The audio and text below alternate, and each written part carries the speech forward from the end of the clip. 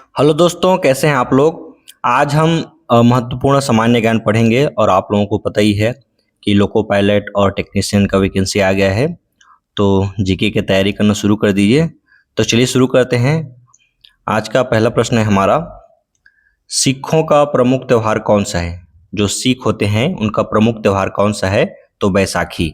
ठीक है, सिखों का प्रमुख त्यौहार कौन सा होता है, बैसाखी। आगे बढ़ते हैं। दूसरा प्रश्न है, प्रसिद्ध नाटक शकुंतला किसने लिखी थी।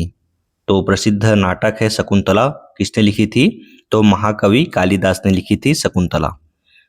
तीसरा प्रश्न है, योजना आयोग का अध्यक्ष कौन होता है। तो योजना आयोग का अध्यक्ष होता है प्रधानमंत्री। जो वर्तमान में प्रधानमंत्री होते हैं वही योजना आयोग के अध्यक्ष होते हैं।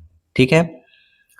उसके बाद है अगला प्रश्न, मुगल बादशाह ने किसे नवाब की पदवी प्रदान की थी। तो क्लाइव को। जो मुगल बादशाह ने नवाब की जो पदवी है, ठीक है, किसे प्रदान की थी, तो क्लाइव को।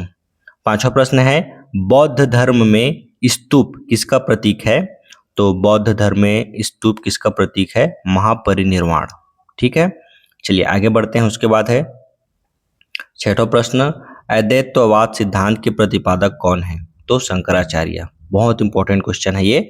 अद्वैतवाद सिद्धांत के प्रतिपादक कौन है, शंकराचार्य। ठीक है, चलिए आगे बढ़ते हैं। उसके बाद अगला प्रश्न हमारा, परमाणु शक्ति संयंत्र किस सिद्धांत पर काम करता है। तो परमाणु शक्ति संयंत्र किस सिद्धांत पर काम करता है, तो विखंडन के सिद्धांत पर काम करता है। ठीक है। अगला प्रश्न है हमारा, भारतीय संविधान द्वारा भारतीय नागरिकों को कुल कितने मौलिक अधिकार प्रदान किए गए हैं। तो वर्तमान में 6 हैं। ठीक है, एक संपत्ति का अधिकार था, उसे हटा दिया गया है, तो वर्तमान में 6 मौलिक अधिकार हैं। 9वां प्रश्न है, मुगलों ने नौरोज का त्यौहार कहाँ से लिया। जो मुगल हैं वो नौरोज का त्यौहार मनाते थे और उन्होंने कहाँ से लिया था, तो ये पारसियों से लिया था नौरोज का त्यौहार। ठीक है, चलिए आगे बढ़ते हैं। उसके बाद है 10वां प्रश्न हमारा, दिल्ली स्थित लाल बहादुर शास्त्री समाधि का नाम क्या है। तो विजय घाट। दिल्ली में स्थित लाल बहादुर शास्त्री की समाधि का नाम है विजय घाट। ठीक है। 11वां प्रश्न है, कोलेरू झील किस राज्य में स्थित है। तो जो कोलेरू झील है वो कहाँ है, आंध्र प्रदेश राज्य में स्थित है। 12वां प्रश्न है, भारत की सबसे अधिक नौगम्य 2 नदी कौन सी है। तो गंगा और ब्रह्मपुत्र। बहुत इंपॉर्टेंट है ये। भारत की 2 महत्वपूर्ण नदी बोलना चाहिए, गंगा और ब्रह्मपुत्र। 13वां प्रश्न है, फतेहपुर सीकरी किस राज्य में स्थित है। तो फतेहपुर सीकरी किस राज्य में है, उत्तर प्रदेश में है। कहाँ है, उत्तर प्रदेश में है, याद रखिएगा। 14वां प्रश्न है, प्रख्यात संस्कृत केंद्र भारत भवन कहाँ स्थित है। तो ये भोपाल में है। बहुत इंपॉर्टेंट क्वेश्चन है ये। सभी जितने भी मैं क्वेश्चन कराऊंगा ये सभी रेलवे में पूछे गए हैं, तो इनको आप अच्छे से पढ़िएगा। चलिए आगे बढ़ते हैं। उसके बाद है, शिवाजी के राजनीतिक गुरु एवं संरक्षक कौन थे। अभी ग्रुप डी में पूछा गया था ये। शिवाजी के राजनीतिक गुरु एवं संरक्षक कौन थे, तो दादाजी कोंडदेव। नाम को याद रखिएगा, दादाजी कोंडदेव। 16वां प्रश्न है, प्रसिद्ध जग मंदिर झील कहाँ स्थित है। तो ये राजस्थान में है। कहाँ है, प्रसिद्ध जग मंदिर झील राजस्थान में। 17वां प्रश्न है, प्रख्यात बोरोबुदुर का बौद्ध स्तूप कहाँ स्थित है। तो ये जावा में स्थित है। ठीक है, चलिए आगे बढ़ते हैं। उसके बाद है, भारतीय खनन विद्यालय ISM कहाँ स्थित है। तो ये धनबाद में है। कहाँ है, धनबाद में स्थित है।